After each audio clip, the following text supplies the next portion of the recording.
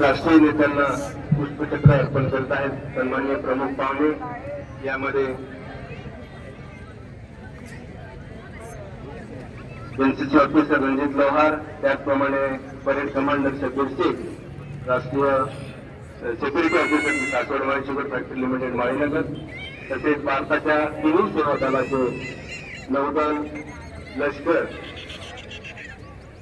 हवाई दल यांचे प्रतिनिधी धनश्री उलगे, दिव्या दत्तापे।